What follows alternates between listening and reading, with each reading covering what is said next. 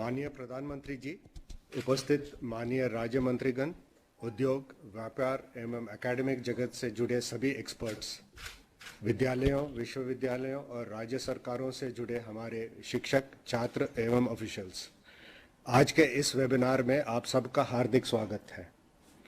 आज का वेबिनार माननीय प्रधानमंत्री जी द्वारा मार्गदर्शित इनोवेशन है। इसमें सभी प्रमुख स्टेक होल्डर्स को एक मंच पर लाकर परामर्श के माध्यम से डिजिटल यूनिवर्सिटी की स्थापना, 200 टीवी चैनल की लॉन्चिंग के लिए ज्ञान और अनुभव का आदान प्रदान, डिजिटल टीचर द्वारा ई कंटेंट और स्किल डेवलपमेंट का क्वालिटी ट्रांजैक्शन, अर्बन प्लानिंग में भारत की आवश्यकताओं की पूर्ति जैसे विषयों पर विचार किया जाएगा। इन सभी विषयों पर बजट 2022 में हुए अनाउंसमेंट्स को अमल करने के लिए एक टाइम बाउंड कार्यक्रम बनाने में सहायता मिलेगी। यह सभी प्रयास नई राष्ट्रीय शिक्षा नीति के एक्सेस, इक्विटी, क्वालिटी और अफोर्डेबिलिटी के उद्देश्यों को प्राप्त करने में सहायक होंगे। मैं धन्यवाद देना चाहूँगा माननीय प्रधानमंत्री जी का कि उन्होंने अपने बिजी शेड्यूल में से हमारे लिए समय निकाला और हम सबको अपने विचारों से अवगत कराने की सहमति दी। अंत में मैं माननीय प्रधानमंत्री जी से अनुरोध करूंगा कि वे हमारे मार्गदर्शन करें। आदरणीय प्रधानमंत्री जी।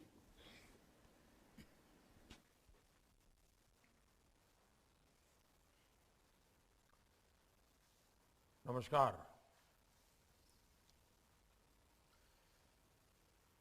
केंद्रीय मंत्रिमंडल के मेरे सहयोगीगण, education, skill development, science, technology और रिसर्च से जुड़े सभी महानुभाव, देवी और सज्जनों,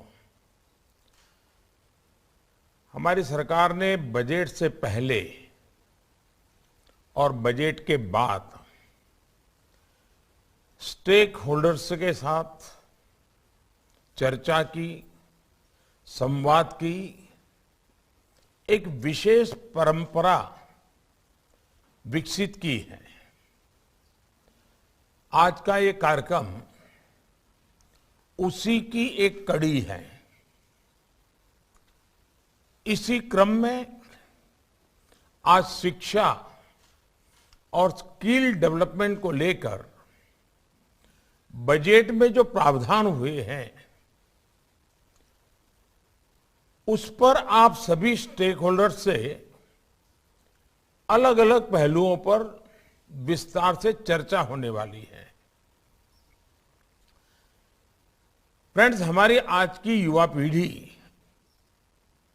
देश के भविष्य की कर्णधार है, वहीं भविष्य के नेशन बिल्डर्स भी हैं।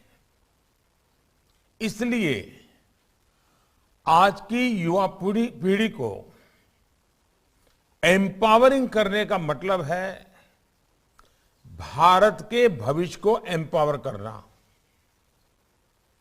इसी सोच के साथ 2022 के बजट में एजुकेशन सेक्टर से जुड़ी 5 बातों पर बहुत जोर दिया गया है। पहला, यूनिवर्सलाइजेशन ऑफ क्वालिटी एजुकेशन। हमारी शिक्षा व्यवस्था का विस्तार हो, उसकी क्वालिटी सुधरे और एजुकेशन सेक्टर की क्षमता बढ़े, इसके लिए अहम निर्णय लिए गए हैं। दूसरा है स्किल डेवलपमेंट। देश में डिजिटल स्किलिंग इकोसिस्टम बने,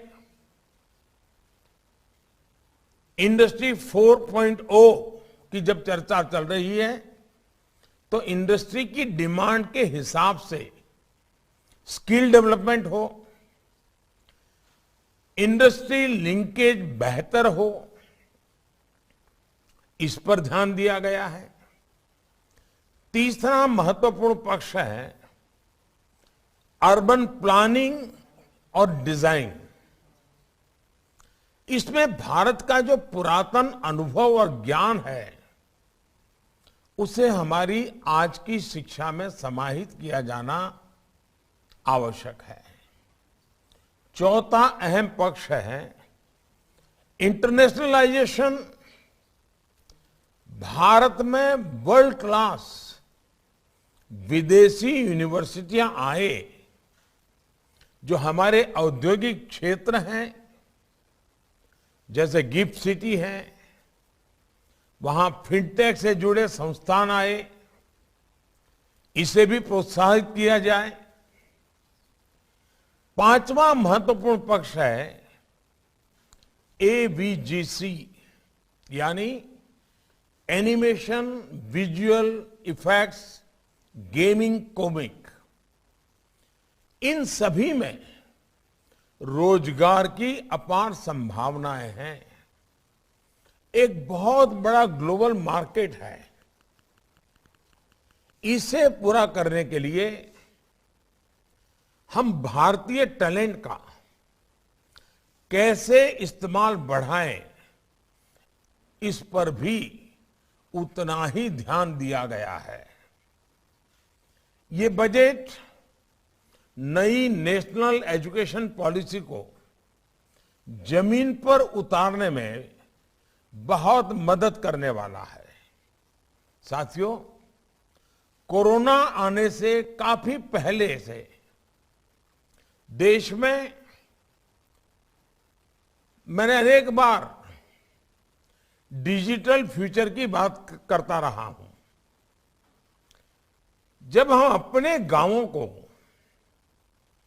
ऑप्टिकल फाइबर से जोड़ रहे हैं, जब हम डेटा की कीमत कम से कम रखने के प्रयास कर रहे थे,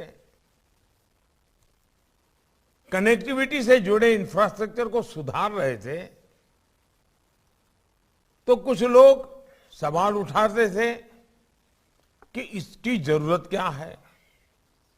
लेकिन महामारी के समय में हमारे इन प्रयासों की अहमियत को सबने देख लिया है। ये डिजिटल कनेक्टिविटी है जिसने वैश्विक महामारी के इस समय हमारी शिक्षा व्यवस्था को बचाए रखा। हम देख रहे हैं कि कैसे भारत में तेजी से डिजिटल डिवाइड कम हो रहा है। इनोवेशन हमारे यहां इंक्लूजन सुनिश्चित कर रहा है और अब तो देश इंक्लूजन से भी आगे बढ़कर इंटीग्रेशन की तरफ जा रहा है। इस दशक में हम जो आधुनिकता शिक्षा व्यवस्था में लाना चाहते हैं, उसके आधार को मजबूत करने के लिए इस साल के बजट में कई घोषणाएं की गई हैं। डिजिटल एजुकेशन, डिजिटल फ्यूचर की तरफ बढ़ते भारत के व्यापक विजन का हिस्सा है। इसलिए ई विद्या हो, वन क्लास वन चैनल हो, डिजिटल लैब्स हो, डिजिटल यूनिवर्सिटीज हो, ऐसा एजुकेशनल इंफ्रास्ट्रक्चर युवाओं को बहुत मदद करने वाला है। ये भारत के सोशियो इकोनॉमिक सेटअप में गांव हो, गरीब हो, दलित, पिछड़े, आदिवासी, सभी को शिक्षा के बेहतर समाधान देने का प्रयास है। साथियों, नेशनल डिजिटल यूनिवर्सिटी भारत की शिक्षा व्यवस्था में अपनी तरह का अनोखा और अभूतपूर्व कदम है। ये डिजिटल यूनिवर्सिटी में वो ताकत देख रहा हूं कि ये यूनिवर्सिटी हमारे देश में सीटों की जो समस्या होती है उसे पूरी तरह समाधान दे सकती है। जब हर विषय के लिए अनलिमिटेड सीट्स होगी तो आप कल्पना कर सकते हैं कि कितना बड़ा परिवर्तन शिक्षा जगत में आ जाएगा। ये डिजिटल यूनिवर्सिटी लर्निंग और रीलर्निंग की मौजूदा और भविष्य की जरूरतों के लिए युवाओं को तैयार करेगी। शिक्षा मंत्रालय, यूजीसी, एआईसीटीई और सभी स्टेक होल्डर्स, सबसे मेरा आग्रह है कि ये डिजिटल यूनिवर्सिटी तेजी से काम शुरू कर सके, ये सुनिश्चित होना चाहिए। शुरू से ही ये डिजिटल यूनिवर्सिटी इंटरनेशनल स्टैंडर्ड को लेकर चले, ये देखना हम सभी का दायित्व है। साथियों, देश में ही ग्लोबल स्टैंडर्ड के इंस्टीट्यूट्स का निर्माण करने का सरकार का इंटेंट और उसके लिए पॉलिसी फ्रेमवर्क भी आपके सामने है। अब आपको अपने प्रयासों से इस इंटेंट को जमीन पर उतारना है। आज विश्व मातृभाषा दिवस भी है। मातृभाषा में शिक्षा बच्चों के मानसिक विकास से जुड़ी है। अनेक राज्यों में स्थानीय भाषाओं में मेडिकल और टेक्निकल एजुकेशन की पढ़ाई शुरू हो चुकी है। अब सभी शिक्षाविदों की ये विशेष जिम्मेदारी है कि स्थानीय भारतीय भाषाओं में बेस्ट कंटेंट और उसके डिजिटल वर्जन के निर्माण को गति दी जाए। भारतीय भाषाओं में ये e content internet, mobile phone, TV और रेडियो के माध्यम से सभी के लिए एक्सेस हो, इस पर काम करना है। भारतीय साइन लैंग्वेज में भी हम ऐसे पाठ्यक्रम विकसित कर रहे हैं जो दिव्यांग युवाओं को सशक्त कर रहे हैं। इसमें भी निरंतर सुधार करते रहना बहुत जरूरी है। डिजिटल टूल्स, डिजिटल कंटेंट को कैसे बेहतर तरीके से डिलीवर किया जाए, इसके लिए हमें टीचर्स को भी ऑनलाइन ट्रेन करने पर जोर देना होगा। साथियों, डायनामिक स्किलिंग आत्मनिर्भर भारत के लिए और ग्लोबल टैलेंट डिमांड के लिहाज से भी बहुत अहम है। पुराने जॉब रोल्स जिस तेजी से बदल रहे हैं, उनके अनुसार हमें अपने डेमोग्राफिक डिविडेंड को तेजी से तैयार करना होगा। इसलिए एकेडेमिया और इंडस्ट्री को मिलकर प्रयास करने की जरूरत है।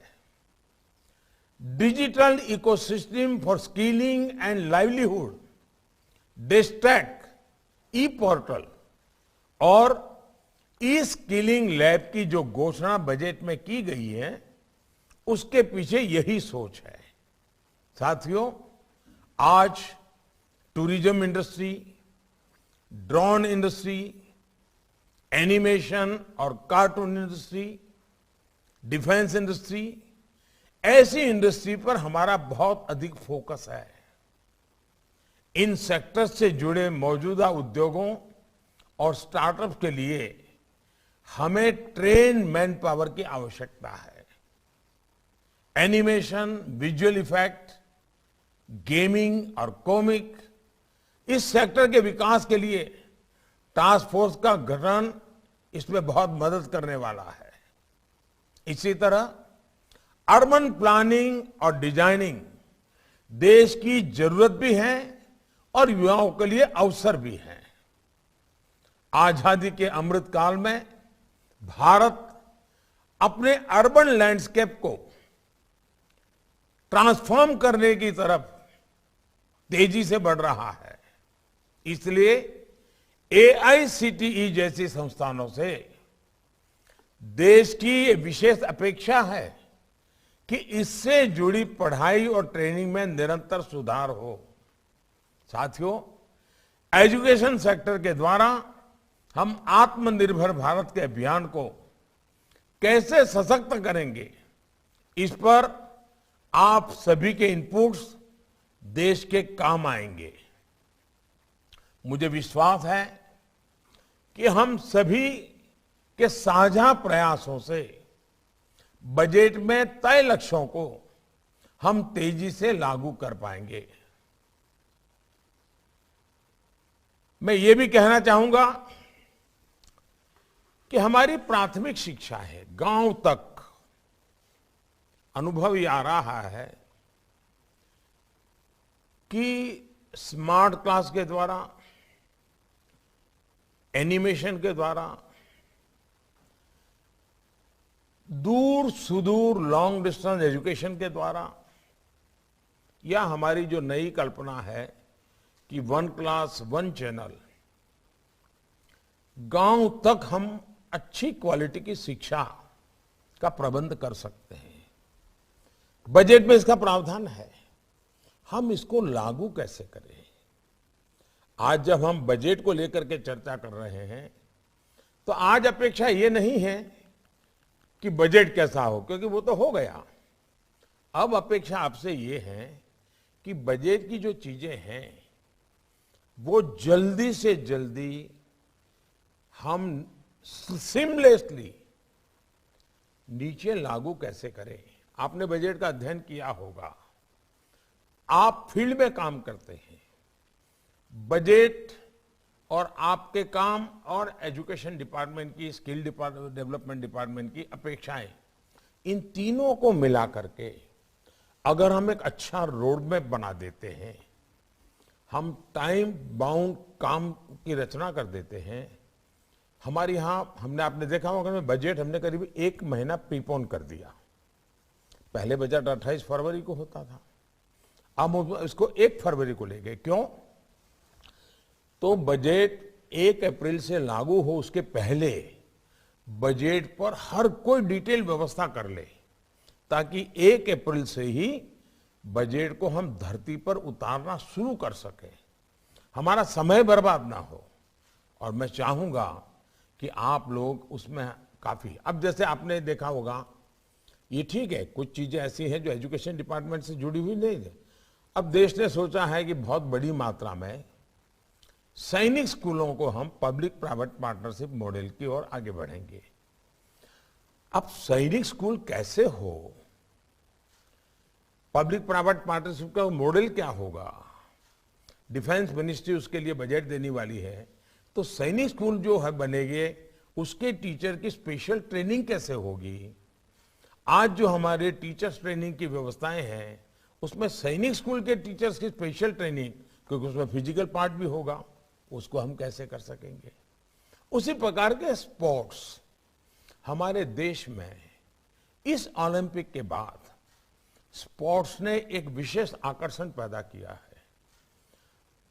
स्किल की दुनिया का ये विषय तो है ही है, खेल जगत का भी है, क्योंकि टेक्निक, टेक्नोलॉजी, इसने भी अब स्पोर्ट्स में बहुत बड़ी जगह बना ली है। तो हम जब ये सोचते हैं उसमें हमारा कोई रोल हो सकता है क्या? कभी हमने सोचा है जिस देश में नालंदा, तक्षशिला, वल्लभी, इतने बड़े शिक्षा संस्थान, आज हमारे देश के बच्चे विदेश पढ़ने के लिए मजबूर हो, क्या ये हमारे लिए ठीक है क्या? हम देखें हमारे देश से जो बच्चे बाहर जा रहे हैं, अनाप शनाप धन खर्चा हो रहा है, वो परिवार कर्ज कर रहा है। क्या हम हमारे देश में दुनिया की यूनिवर्सिटीज को ला करके हमारे बच्चों को हमारे यहाँ एनवायरनमेंट में और कम खर्चे में पढ़ाई के लिए उनके लिए चिंता कर सकते हैं? यानी प्री प्राइमरी से लेकर के पोस्ट ग्रेजुएट तक पूरा हमारा जो खाका है वो 21वीं सदी के अनुकूल कैसे बने। हमारे बजट में जो कुछ भी बना है, ठीक है, इसके बावजूद भी किसी को लगेगा कि नहीं ऐसा होता तो अच्छा होता, अगले साल सोचेंगे, इसके लिए अगले बजट में सोचेंगे। अभी तो जो हमारे पास उपलब्ध बजट है, उस बजट को हम धरती पर कैसे उतारें, अच्छे से अच्छे ढंग से कैसे उतारें, ऑप्टिमम आउटकम कैसे मिले, आउटपुट नहीं, ऑप्टिमम आउटकम कैसे मिले। अब जैसे अटल टिंकरिंग लैब, अटल टिंकरिंग लैब काम देखने वाले लोग अलग है, लेकिन संबंध तो उसका किसी न किसी एजुकेशन सिस्टम के साथ जुड़ा हुआ है। हमें इनोवेशन की बात करनी है तो अटल टिंकरिंग लैब को हम कैसे आधुनिक बनाएंगे। यानी ये सारे विषय ऐसे हैं कि बजट के परिप्रेक्ष्य में और नेशनल एजुकेशन के परिप्रेक्ष्य में ये पहला बजट ऐसा है जो हम तुरंत लागू करके आजादी के इस अमृत महोत्सव में अमृत काल की नींव रखना चाहते हैं। और मैं चाहता हूं कि एक बहुत बड़ा परिवर्तन हमें लाना जरूरी है, आप सभी स्टेक होल्डर्स के साथ। आप जानते हैं जब बजट प्रस्तुत होता है उसके बाद एक ब्रेक पीरियड होता है और सभी सांसद मिलकर के छोटे छोटे छोटे ग्रुपों में बजट की बारीकी से चर्चा करते हैं और बहुत ही अच्छी चर्चा होती है, अच्छी चीजें उसमें जो उभर करके आती है। लेकिन हमने उसको एक दायरा और बढ़ाया, सांसद तो इन दिनों ही कर रहे हैं, लेकिन अब हम सीधे डिपार्टमेंट के लोग स्टेक होल्डर के साथ बात कर रहे हैं। यानी हमने एक प्रकार से सबका प्रयास, ये जो मैं कह रहा हूं ना, सबका साथ, सबका विकास, सबका विश्वास, सबका प्रयास, इस बजट में भी सबका प्रयास ये बहुत आवश्यक है। बजट ये सिर्फ आंकड़ों का लेखा जोखा नहीं है जी। बजट अगर हम सही ढंग से, सही समय पर, सही तरीके से उपयोग करें तो हमारे सीमित संसाधनों से भी हम बहुत बड़ा परिवर्तन ला सकते हैं। और ये तब संभव होता है कि बजट से क्या करना है, क्लैरिटी अगर सबके मन में आ जाए। आज की चर्चा से एजुकेशन मिनिस्ट्री, स्किल मिनिस्ट्री, उनको भी बहुत बड़ा लाभ होगा, क्योंकि आपकी बातों से पक्का होगा कि ये बजट बहुत अच्छा है, टिकना है, लेकिन इसमें ये करेंगे तो मुश्किल होगा, ये करेंगे तो ठीक होगा। बहुत प्रैक्टिकल बातें उभर करके आएगी। खुल करके आप अपने विचार रखिए। मूल बात है तत्वज्ञान की चर्चा नहीं है, व्यवहार जीवन में इसको धरती पर कैसे उतारना,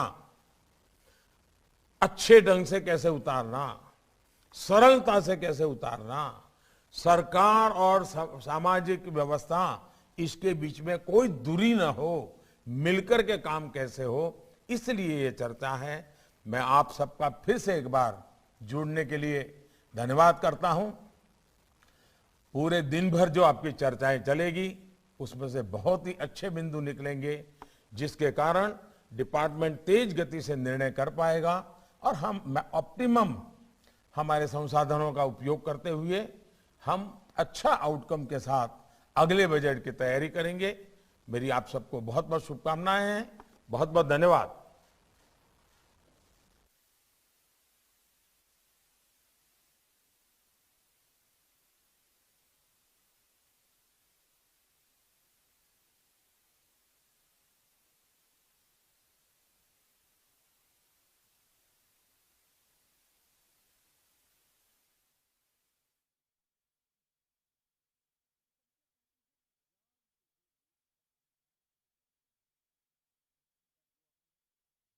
कौशल क्षेत्र पर आयोजित वेबिनार के पूर्ण सत्र को संबोधित किया। शिक्षा मंत्रालय केंद्रीय बजट 2022 की घोषणाएं लागू करने के बारे में इस विचार मंथन वेबिनार का आयोजन कर रहा है। उन्होंने कहा कि आज की युवा पीढ़ी को एम्पावर करना मतलब पूरे भारत को एम्पावर करना। बजट 2022 में शिक्षा क्षेत्र की 5 बातों पर जोर दिया गया है। हमारे शिक्षा क्षेत्र का विकास हो, उसकी गुणवत्ता बढ़े, स्किल डेवलपमेंट को प्रोत्साहन मिले, साथ ही साथ डिजिटल स्किलिंग इकोसिस्टम को क्रिएट